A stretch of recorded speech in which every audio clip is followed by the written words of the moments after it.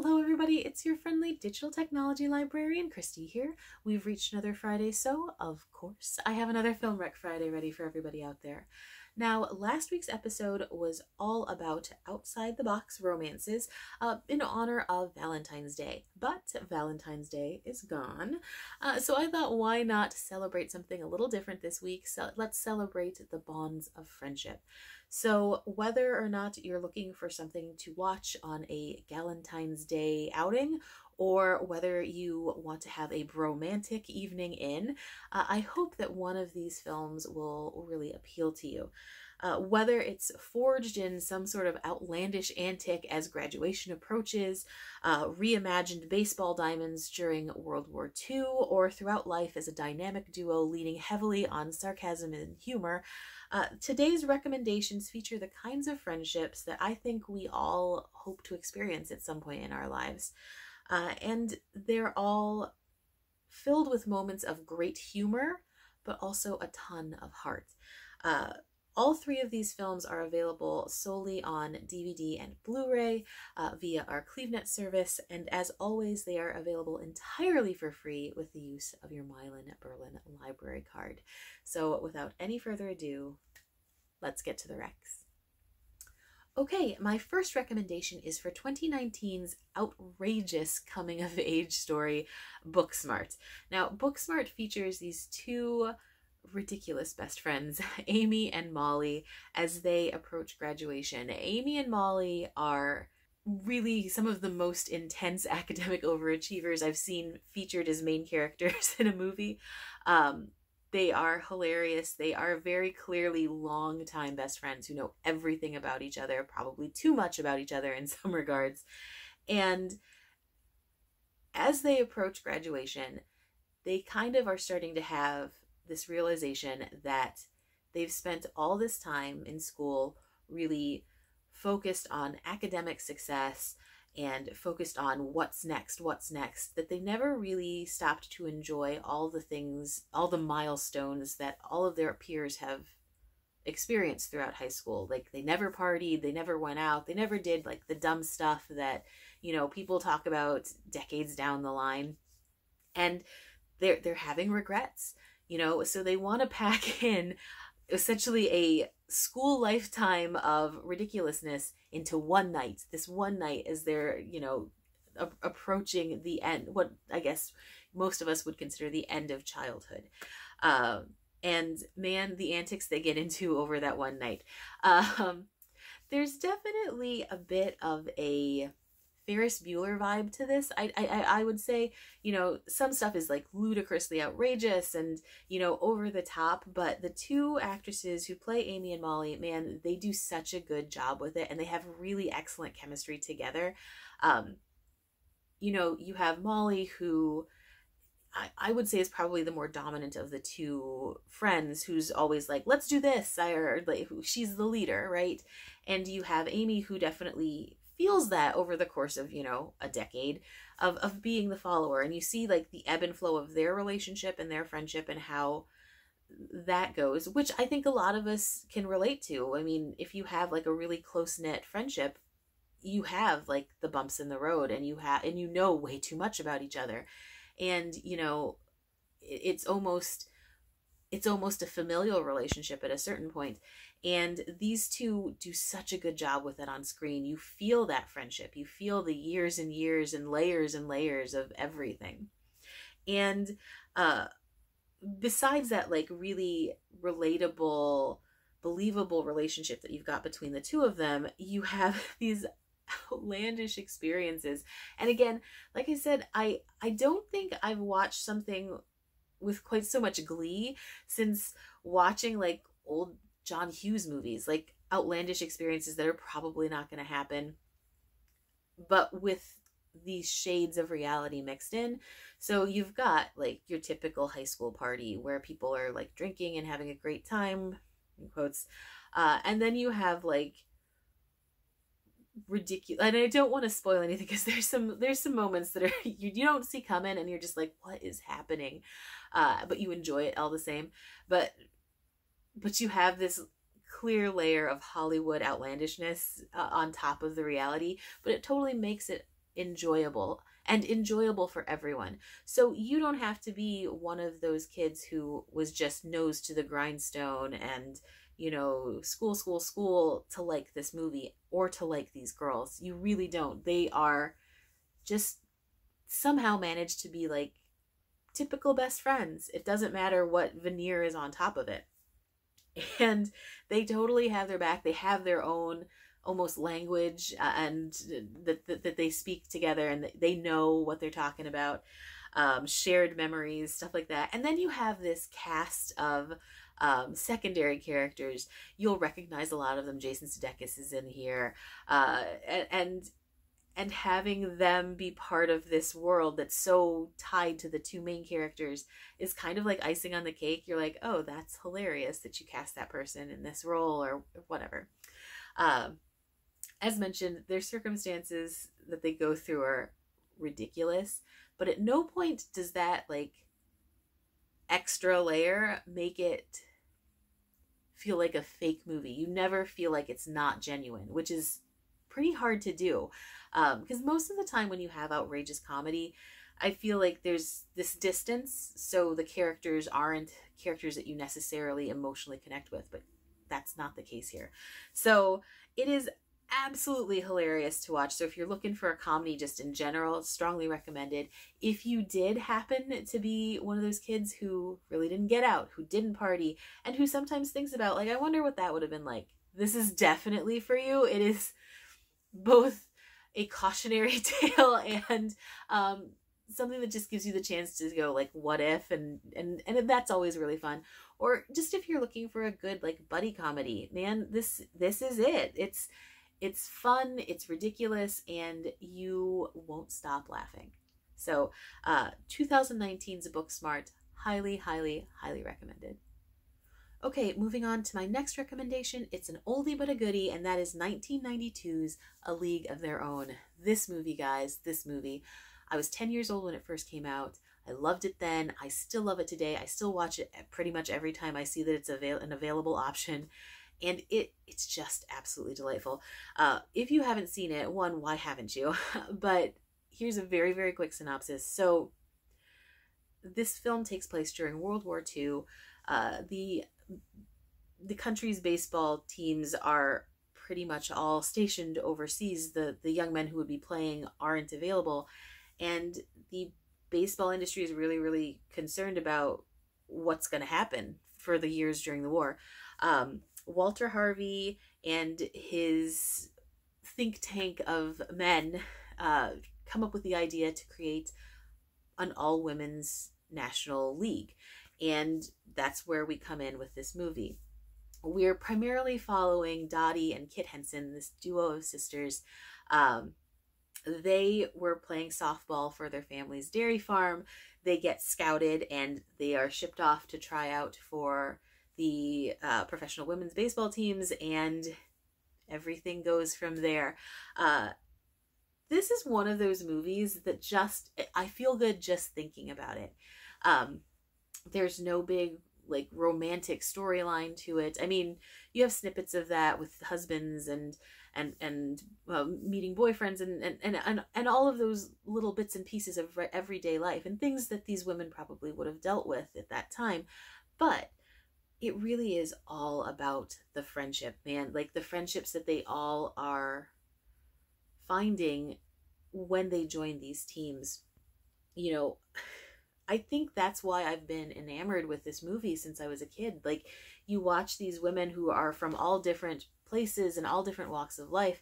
Like I said, Dottie and Kit, played by Gina Davis at the absolute, like, she's the absolute best in this. Lori Petty plays her kid sister. You've got Madonna in here, Rosie O'Donnell, like just like this ridiculous cast of people. And just like the actresses themselves, the characters are all like very much not women who you necessarily think would fit together. But man, it so perfectly emulates the whole concept of being a team. You know, they've all got each other's backs. They're always looking out for one another. They get up to some crazy antics in this movie, but it's all really wonderful to watch unfold on screen. So, you know, it's one of those movies that depicts sisterhood in a way that I think, while I would say is a little bit idealistic, is definitely something we want to emulate. There's not a whole lot of cattiness, but it's still believable. Like the sisters, especially, there's friction, and that's a movie long conflict. You know, big sister versus little sister. Like who's always been, you know, praised and who hasn't gotten as much praise. The golden child and the not golden child, like that kind of thing. And because most of us have, I would say, experienced that, or at least witnessed that in real life, it really sinks in with this film. And the fact that it's based on reality, this is something that happened. We had the women's national baseball teams, and these were women who were essentially plucked from their regular daily lives and thrown into a situation where, let's be real here, a lot of people thought they didn't belong, because of course baseball is a man's world. That's especially at that time, you know, and it's a metaphor for everything else. We took women from the positions that they'd been told they were supposed to be in and threw them into the workforce, saying that this is your responsibility to the country. And then what's the aftermath of that? And that's what we still deal with today. Like, you know, we're still feeling the after effects of how it was so quick to sort of switch that dial, and how, you know, some of these feelings that these women feel are relatable even in the 2020s, and it's been how many decades. Yeah, I love that about it. Of course, when I was a kid and 10 years old, I didn't get that. That was just one more layer that gets unfolded as time goes by. And why this movie works so well, I think, because you can enjoy it on like a base level, just watch it. Women doing amazing things, being hilarious at times, playing baseball, because like I'm a big baseball fan. So as a 10-year-old, I just loved watching this. And then as I got older, you know, you see the nuances and you see all of the things that this movie actually is connecting to and saying, and it's just really impressive. It's honestly one of the best sort of sisterhood films I've ever watched. Whether you're talking about Gina Davis and Lori Petty and their actual like blood sisterhood, or you're talking about like Madonna and Rosie O'Donnell's characters who have been friends their entire lives for the most part. You know, every relationship is different, but also the same. Like there's a thread there. You've also got phenomenal chemistry between Gina Davis and Tom Hanks. Tom Hanks plays his team's man. He's the manager, or the coach and manager, and he is genuinely amazing in this film. He's got quite the arc. Let me just say that, and it's also an arc that you can kind of believe when you see his character and how he's thrust into the situation in which he is. It's not surprising that he's where he is at the point of his life when we start the film. It's definitely believable. You can follow that arc. You know that character, and how he interacts with all of the women, but especially with Davis's character. It's just fantastic. You know, I still watch this movie and hope that I'll be able to share it with other people from younger generations as time goes on, because again, still relevant, still hilarious. You can watch a lot of films from when you were a kid and feel, oh, this is kind of dated, or, you know, it's not as good as I thought it was originally, but that's never been the case with this. And I feel like there are fairly few films that have that sort of staying power. So if you're looking for a movie that has comedy, drama, like ridiculously fun sports montages, because there's some of my favorite film montages ever are in this movie. Like there's one I can think of right now, and I can even hear the background music playing as we speak. If you're looking for a film with really good acting and exceptional chemistry between all of the actors, whether we're talking about main characters, side characters, bit players, whatever, this movie's got that. If you like history, if you love baseball, this is such a baseball movie, man. Really, if you're just a fan of really well done film, make sure if you've never seen it before, you watch A League of Their Own. If you have seen it, watch it again. If you see it all the time, what's one more time? Again, 1992's A League of Their Own. It's an absolute must-watch. Okay, final recommendation for this week. That is for TV series and the subsequent made-for-television movies about it, Psych. Psych ran from 2006 to 2014, and man, it was my favorite show. I absolutely adored this one, and I've definitely rewatched it a couple of times, and would recommend it to everyone who enjoys a comedy, a buddy film, or a detective series. So in Psych, we're following primarily Sean Spencer. Now, Sean Spencer has these incredible powers of observation. We'll get to those in just a moment. But those powers of observation are so strong that he manages to convince the police department that when he's accused of a crime, which he did not commit, not a spoiler, this is the first episode, I think it's in the trailer, when he's accused of this crime, he manages to convince the police that he's a psychic. His observation skills come out of nowhere, it seems, and he's able to put things together, and he leads the police to the actual criminal, and this sort of lights a light bulb in Sean's mind. This could be an excellent racket, and he decides to become a fake psychic detective, and he consults with the police department, but he also takes on his own cases just for funsies, and of course he brings along his best friend, who is definitely reluctant about the whole situation. But Sean and Gus have been buddies since, childhood, and man, he's not going to do this without him, even if Gus doesn't want to do it. And that's pretty much the show the whole time. Gus is a little bit reluctant about the whole, not being real psychics, but claiming to be. And it's just so ridiculous, but thoroughly delightful at the same time. There's so many moments in this that are over the top that still manage to make sense and still manage to feel organic, because it's usually when the two of them are riffing off of one another and riffing off of shared jokes and experiences. And I feel like most of us have that kind of connection with people, with our friends, especially if you've had a group of friends who've known each other for a really long time. Like, you can be absolutely silly, and anyone outside watching would be like, that's not how you react to those sorts of things. But your friends group totally does, just because that's what you've always done. And there's so many moments in this show where that's absolutely what's happening on screen.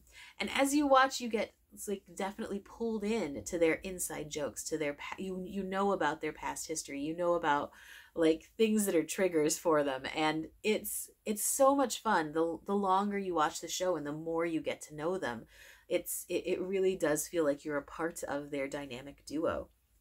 Also, you will never, ever, ever look at a pineapple the same way. I certainly don't. And it's all because of Psych.